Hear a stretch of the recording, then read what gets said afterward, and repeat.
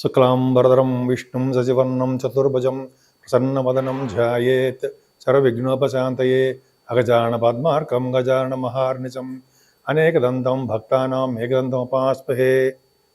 ఓం గం గణపతయే నమః. ఓం శ్రీ మాత్రే నమః. శ్రీ గురుభ్యోం నమః.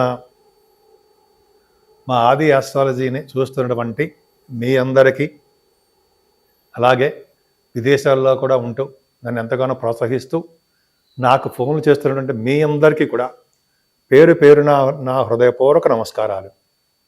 నేను మీ వాడరే ఆది.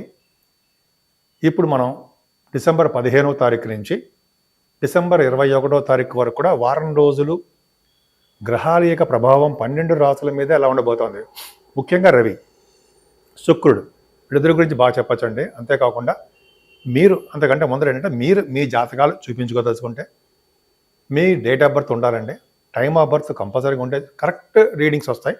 అలాగే మీరు ఎక్కడ పుట్టారు, ఏ ఊళ్ళో పుట్టారు అనేది ఉంటే నేను కరెక్ట్గా చెప్పగలను. అంతేకాకుండా నేను మీకు ఫోన్ చేసేటప్పుడు లిఫ్ట్ చేయకపోతే ఏమనుకోవద్దు. ఎందుకంటే షూటింగ్స్లో ఉండడం వల్ల, లేకపోతే ఫోన్లు చేస్తుంటే వాళ్ళ జాతకాలు చెప్పడం వల్ల ఉంటాను. అన్యథా భావించకండి. మీరు వాట్సాప్ నంబరు కింద ఉంది, ఆ నెంబర్కి మీరు ఫోన్ చేస్తే, ఫోన్ చేయకపోయినా సరే మీ మెసేజ్ పెడితే మీకు ఏం కావాలి, వివాహమా, ఉద్యోగమా, అయితే స్టాంపింగ్ విదేశాలకు వెళ్తుంటప్పుడు H1B వీసాలు ఉంటాయి కదా, వాటి ప్రాబ్లమా, స్టాంపింగ్ అవ్వడం ప్రాబ్లమా, చాలా ఉంటాయి కదండి, చిల్డ్రన్ ప్రాబ్లమా, ఇవన్నీ కూడా జాతకాల్లో క్లారిటీగా ఉంటుంది. బట్ ఏంటంటే సాఫ్ట్వేర్ని బట్టి డేట్స్ మారుతున్నాం తప్ప ఖచ్చితంగా అవకాశాలు ఉన్నాయి, మంచి కరెక్ట్గా చెప్పడానికి అవకాశాలు ఉంటాయి. సో మీకు మీరు తెలుసుకోవాలనుకుంటే మీ డేటా ఇవన్నీ క్లియర్గా మీరు తెలుసుకోవాలనుకుంటే కింద స్క్రోల్ అవుతున్నటువంటి ఆది ఆస్ట్రాలజీకి మీకు ఫోన్ చేయండి, అయితే మెసేజ్ పెట్టండి. ఒకవేళ మీరు లిఫ్ట్ చేయబడిందో చెప్పినట్టుగానే నేను మళ్ళీ నా షూటింగ్స్ అవన్నీ అయిపోయిన తర్వాత నేను మరి ప్రత్యేకంగా మీకు ఫోన్ చేసి మిమ్మల్ని పలకరించి మీకు ఏం కావాలో అన్నీ కూడా తెలుసుకుని నేను మళ్ళీ మీకు చెప్తాను. సో ఈ విధంగా మీకు వీలుంటే మీరు చేయండి. తప్పకుండా ఎవరికో చెప్పను, నేనే పర్సనల్గా ఇవన్నీ కూడా చూస్తూ ఉంటాను. సరేనండి. ఇప్పుడు మనం డిసెంబర్ నెల మనం తెలుసుకుందాం. డిసెంబర్ నెల 15వ తారీఖు నుంచి 21 వరకు కూడా 12 రాశుల వాళ్ళకి ఎలా ఉంటుందో తెలుసుకుందాం. మీనరాశి వారికి మీ రాశిలోని రాహు వైభవంలో 12వ భావంలో శని చిన్న చిన్న ప్రాబ్లమ్స్ కలిగిస్తాడు. దానివల్ల మీరు భయపడాల్సిన అవసరం లేదు. మీకు రాజయోగానికి గ్రహాలు బ్రహ్మాండంగా ఉన్నాయి కదండి. ద్వితీయ భావాన్ని కొద్దిగా శని చూస్తాడు కాబట్టి ఫైనాన్షియల్ విషయంలోనూ కొద్దిగా ఇబ్బంది పడడానికి, కుటుంబంలోనూ కొద్దిగా ఇబ్బంది పడడానికి మాత్రం అవకాశాలు ఉన్నాయి. అది లేకపోలేదు. మీ రాశిలోని గురుడు ఉండడం వల్ల చికాకులు, కోపము, మనస్పర్ధలు, ఎప్పుడు కష్టపడిపోవడము, మనశ్శాంతి లేకుండా ఉండడము, ఎప్పుడు కొద్ది చికాకులు ఉండడానికి అవకాశం ఉండేది. దానివల్ల మీరేం భయపడే అవసరం లేదండి. 3వ భావంలో గురుచంద్రుడు ఉన్నారు కదా, గజకేసరి యోగంలో ఉన్నాడు. అంటే మీ తమ్ముళ్ళు 15, 16 తారీఖులో తమ్ముళ్ళకి, చెల్లెలకి చాలా బాగుంటుంది. మీకు సంపదలు కలుగుతాయి. వాహన యోగం ఉంది. ఎక్కువగా మీ వే ఆఫ్ థింకింగ్ ఉంది కదా, చాలా బాగుంటుందండి.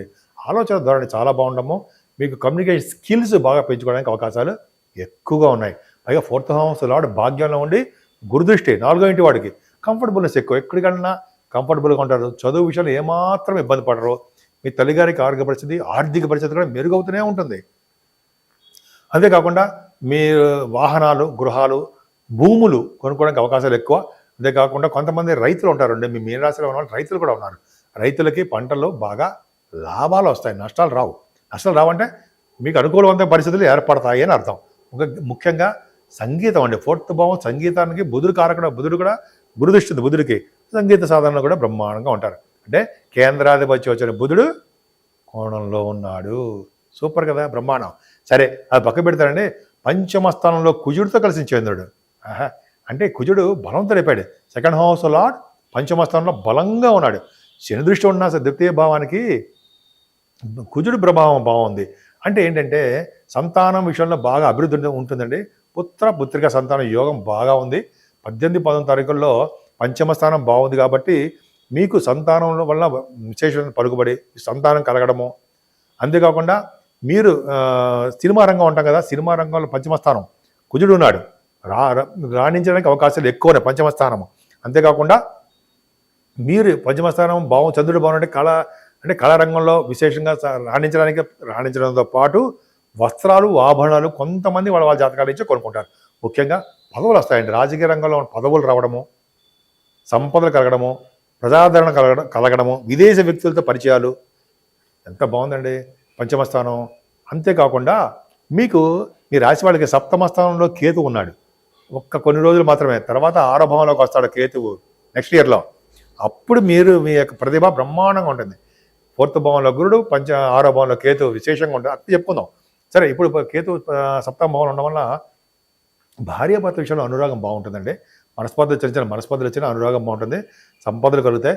మీ వ్యాపారంలో బాగా భాగస్వామ్యం చేర్చుకుంటారు. వ్యాపారం విస్తరణ బాగుంటుంది. ఇంకా చెప్పాలంటే భాగ్య రాజ్య లాభాలండి. సూపర్. భాగ్యస్థానంలో రవి బాగున్నాడు, బుధుడు భాగ్యంలో బుధుడు ఉన్నాడంటే సంపదను కలిగిస్తూ ఉంటాడు. గురుదృష్టి ఉంది కాబట్టి మీరు ఏ వ్యాపారం చేసినా ఆ వ్యాపారం విస్తరణ బాగుంటుంది. ముఖ్యంగా బ్యాంకింగ్ రంగంలో ఉన్న వాళ్ళకి, విద్యా సంస్థలో ఉన్న వాళ్ళకి బాగా రాణిస్తారు వాళ్ళు. అంతేకాకుండా విద్య రీత్యా విదేశాలు వెళ్ళడము, మీరు ఏ బిజినెస్ చేసినా ఆ బిజినెస్లో బాగా రాణించడము, ఏ చిన్న బిజినెస్ చేసినా, ఫుడ్ బిజినెస్ కానీ, వస్త్ర వ్యాపారాలు కానీ, స్టేషనరీ బిజినెస్ కానీ చేస్తున్నారు కదండి బ్రహ్మాండంగా. కాకపోతే మీరు చేసిన బంగారం వ్యాపారాలు కానీ ఎలా ఉన్నా సరే బ్రహ్మాండంగా ఉంటుందండి. మీ ఏ వ్యాపారం అయినా సరే ముఖ్యంగా తీర్థయాత్రలు చేస్తారండి. గురువుగారిని, పీఠాధిపతుల్ని సందర్శిస్తారండి, అలా సందేహం లేదు. చాలా బాగుంది. అంటే మీకు ముఖ్యంగా కాశీవటి క్షేత్ర దర్శనాలు, సుబ్రహ్మణ్య ఆలయ దర్శనాలు చాలా బాగుంటాయి. ఒక దశమస్థానం రవి దిగ్బలుడు. రవి 16 తారీఖు నుంచి దశమంలోకి వస్తాడు, దిగ్బలత్వంలో ఉంటాడు. అందుకనే రాజకీయ రంగంలో ఉన్న వాళ్ళకి పలుకుబడి బాగా పెరుగుతుండలో సందేహం లేదండి. రవి దశమంలో ఉన్నాడు కాబట్టి రాజకీయ రంగంలో బాగా రాణిస్తారు మీరు. అంతేకాకుండా రవి ప్రభావం వలన మీకు, అంటే రవి దశమంలో ఉండడం వలన కొత్త పదవులు రావడము, సంపద పెరగడము, ఉద్యోగ భద్రత, గవర్నమెంట్ ప్రొఫెషన్లో మీకు రాణించడము, మీరు ప్రభుత్వ ఉద్యోగాల్లో రాణిస్తారు. రవి దశమంలో ఉన్నాడంటే దృఢగాత్రం అండి. నిజంగా మంచి కంఠధ్వని ఉంటుంది. మీరు కష్టపడి సంపాదించే ధనం బాగా ఉంటుందండి. మీకు ఎవరి మీద ఆధారపడరు, మీ అంతా మీరు కష్టపడతారు. రాజకీయంగా పలుకుబడి ఉంటుంది. మా బాబాయ్ రవి మీకు చాలా మంచివాడు కదండి. ఆయన సంపదగా విశేషంగా సంపద కలిగిస్తుంటాడు. గవర్నమెంట్ ప్రొఫెషన్లో ఉద్యోగాలు ఇస్తాడు ఉంటాయి.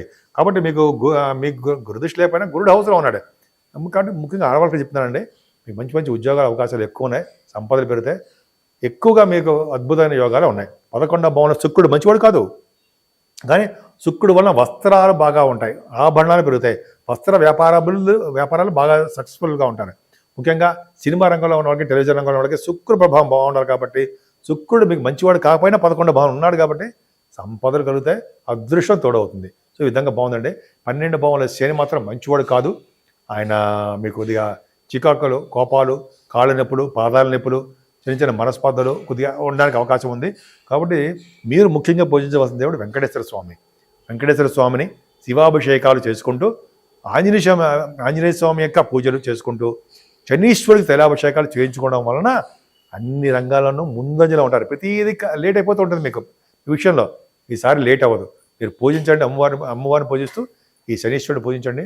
అన్ని రంగాల్లోనూ మీరు ముందంజలో ఉంటారంటే సందేహం లేదు.